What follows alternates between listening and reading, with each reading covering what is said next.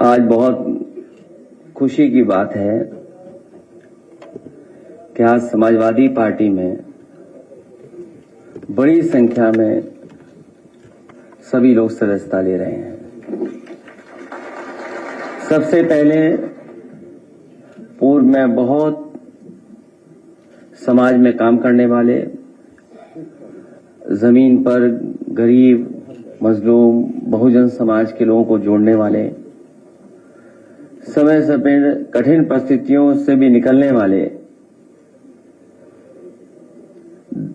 दद्दू प्रसाद जी, उनका मैं स्वागत करता हूं। समाजवादी पार्टी में आज शामिल होने के लिए मैं उन्हें बधाई देता हूं। उनके बड़ी संख्या में साथी जो यहां पर मौजूद हैं उनका धन्यवाद देता हूं। बहुत बड़ी संख्या में जो हॉल के बाहर हैं, जो अंदर नहीं आ पाए हैं, मैं उनको भी बधाई देता हूं। और दूर दराज जो देख रहे होंगे, सुन रहे होंगे, क्योंकि संभव नहीं था सब लोगों का यहां आना, बड़ी संख्या में इनसे जुड़े हुए लोग पूरे प्रदेश में, उन सब का मैं बहुत बहुत धन्यवाद और आभार प्रकट करता हूं दद्दू प्रसाद जी के माध्यम से। इधर सलाउद्दीन साहब से बहुत बार चर्चा हुई, इनके बहुत साथी सहयोगी समय समय पर हमसे मिले, ये दूसरे दल को मजबूत कर रहे थे।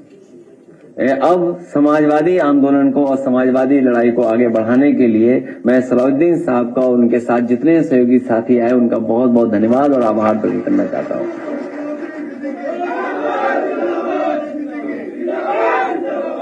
श्री देव रंजन नागर जी मेरे साथ पहले से जुड़े हैं और पार्टी के सिद्धांतों को, कार्यक्रमों को ठीक तरीके से समझते हैं। और आज जो राजनीतिक परिस्थितियां हैं और दुनिया में जिस तरह की राजनीति चल रही है, जिस तरीके से टेक्नोलॉजी और तमाम विचारधाराओं का प्रभाव डाला जा रहा है, उन सब चीजों को समझने वाले मुझे खुशी है कि आज देव रंजन नागर जी समाजवादी पार्टी में आकर के हमारी पार्टी को मजबूत बनाने का काम करेंगे। भविष्य में सरकार कैसे बने उस दिशा में लेकर जाएंगे। जगन्नाथ कुशवाहा जी पूर्व बसपा संस्थापक हैं, प्रदेश कार्यकारिणी समिति में हैं और उनके साथ बड़ी संख्या में लोग आए, मैं उनका भी बहुत बहुत धन्यवाद देता हूं। ये सभी साथी वो लोग हैं जो पीडीए की लड़ाई को, संविधान को बचाने की लड़ाई को, देश के कानून को बचाने की लड़ाई में, देश की अर्थव्यवस्था को बचाने की लड़ाई में, हमारे किसानों के सम्मान के लिए, जो हमारे दबे कुचले हैं, जो पीड़ित शोषित लोग हैं, जो बहुजन समाज के लोग हैं, उन सबको सम्मान दिलाने के लिए जो बड़े पैमाने पर भारतीय जनता पार्टी बेरोजगारी फैला रही है, महंगाई बढ़ा रही है, हमारे बाजार को खत्म कर रही है, उस लड़ाई में हमारा साथ देने के लिए आए, मैं इन सब का बहुत बहुत धन्यवाद और आभार प्रकट करना चाहता हूं। तो आखिरकार जवाब कौन देगा, सरकार देगी या बैंक देगी? ये बातें मैं इसलिए कर रहा हूं क्योंकि भारतीय जनता पार्टी अपनी नाकामी छिपाने के लिए बहुत सारे फैसले लेती है। अपनी हर योजना की नाकामी छिपाने के लिए कम्युनल रास्ता अपना रही है, कॉन्स्टिट्यूशन को खत्म कर रही है, लोकतंत्र की परवाह नहीं कर रही है, कानून की परवाह नहीं कर रही है। और एक बात और मैं कहना चाहता हूं कि अगर राम जी या सुमन जी के साथ कोई घटना होती है या समाजवादी पार्टी के नेता के ऊपर किसी तरह की कोई घटना होती है, तो उसके लिए जिम्मेदार कोई दूसरा नहीं, मुख्यमंत्री खुद जिम्मेदार होंगे। क्योंकि मुख्यमंत्री खुद उस संगठन पे हाथ रखे हुए हैं। जितने भी लोग उसमें दिखाई दे रहे हैं, हालांकि जाति की बात नहीं करनी चाहिए, जातियों की बातें समाजवादी लोग नहीं करते हैं, लेकिन कहीं ना कहीं जाति कनेक्शन भी उन्हीं का उनसे दिखाई देता है।